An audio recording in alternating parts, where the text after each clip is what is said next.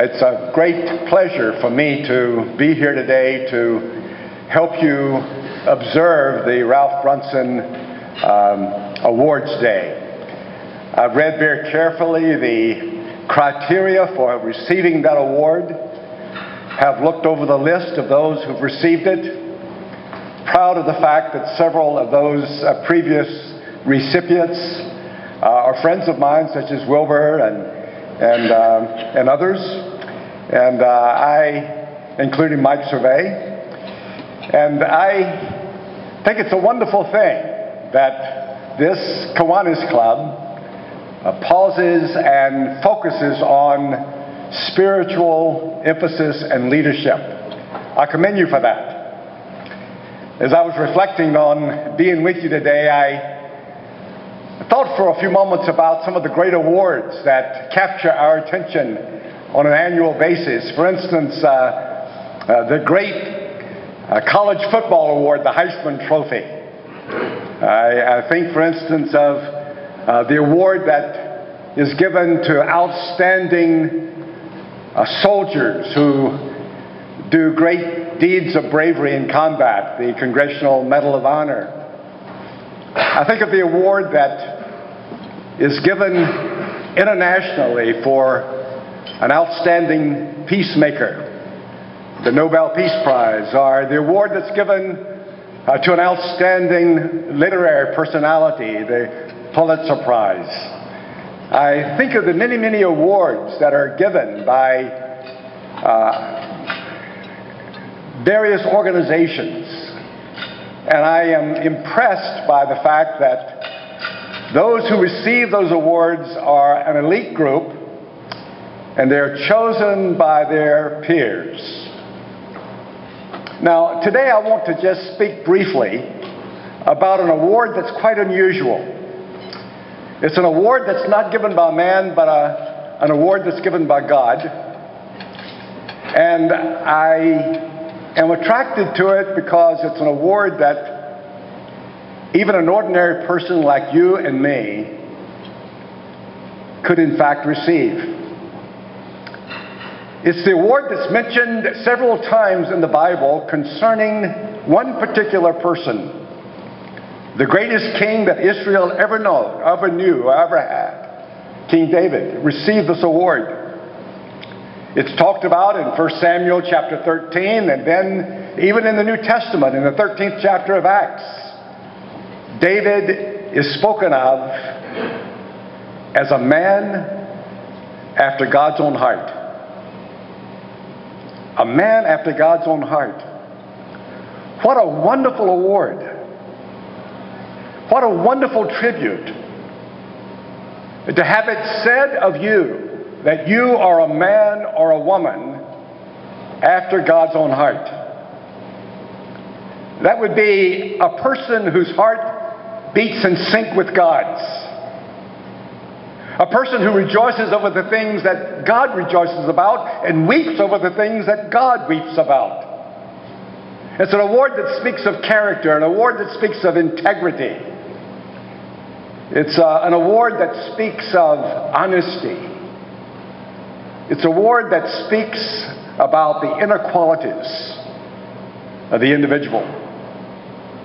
And the thing that's amazing to me as I think about the fact that David is called a man after God's own heart is that as I study the scriptures, there are a lot of things about David that aren't particularly attractive. As a matter of fact, probably the thing that comes to your mind first of all about David is the fact that he was an adulterer.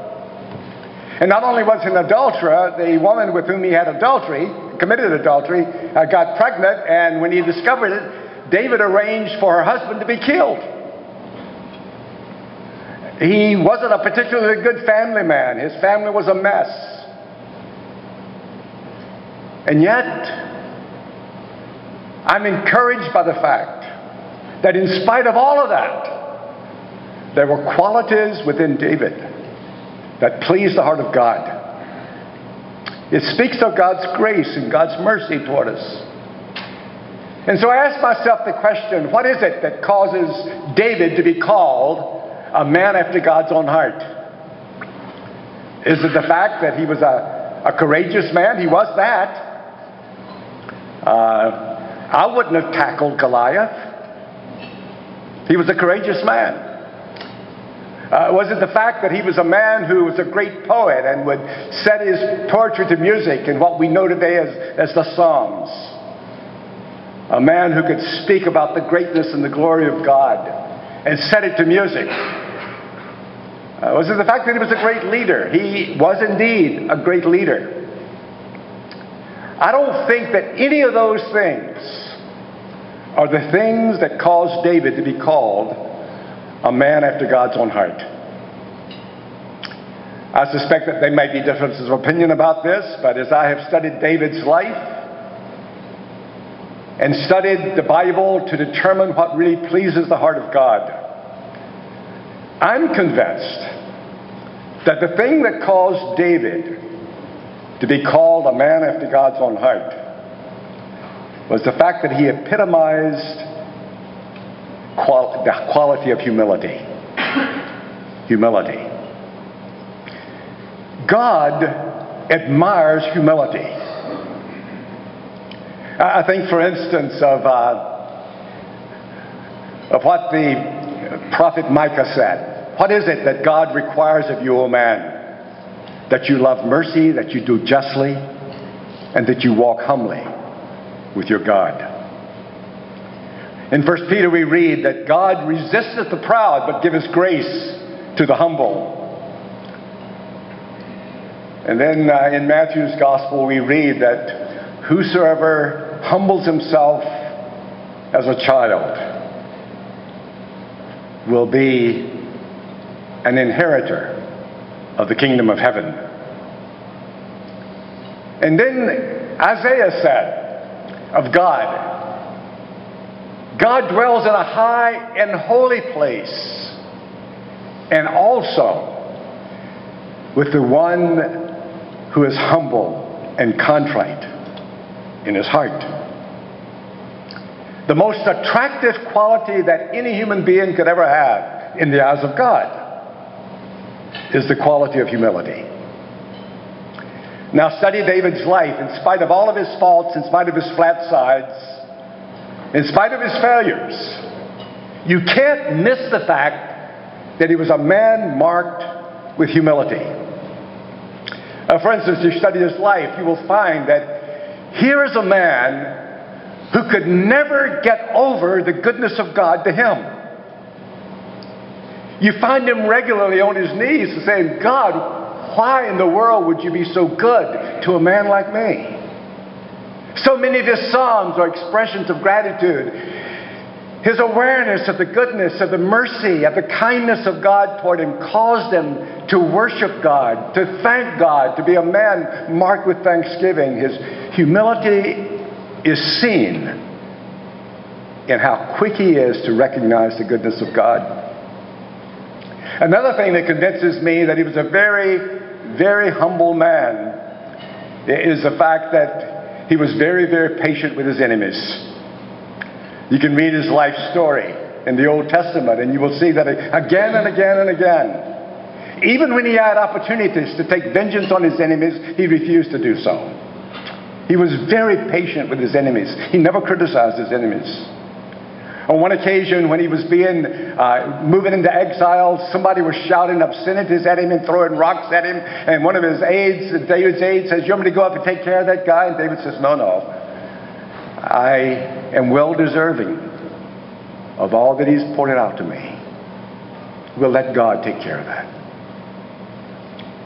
And I'm impressed by the fact that David is a man who always sought God for guidance. He didn't depend on his education. He didn't depend on his own wisdom. He didn't depend on counsel of wise people around him. People would say to him, "David, why don't you do this? Look at all the reasons why you ought to do this." And David would say, "I am not going to make any decision before I seek counsel from God himself." And then finally, I would say concerning David is that he was a man who was quick to recognize his own sin and to ask God for forgiveness. Read Psalm 51, and you will find David talking about the fact that from the time he was conceived he was prone towards sin. And again, he would acknowledge in that psalm what a failure he was and how prone he was to sin. And in that psalm, you would hear him begging God for forgiveness. And so of all of the persons in the Bible that captures my attention, David is in that top tier, because it gives me hope. It gives me hope to think that a man like David, who made so many mistakes, who blundered so often, who did things that would cause us to be ashamed for the rest of our lives, nevertheless to be accepted and approved and loved by God to the point where he would be called a man after God's own heart. And so in a few moments, someone in this gathering will be awarded the Ralph Brunson Award. And I dare say that there's a very good chance that that person will be a person after God's own heart. Thank you very much.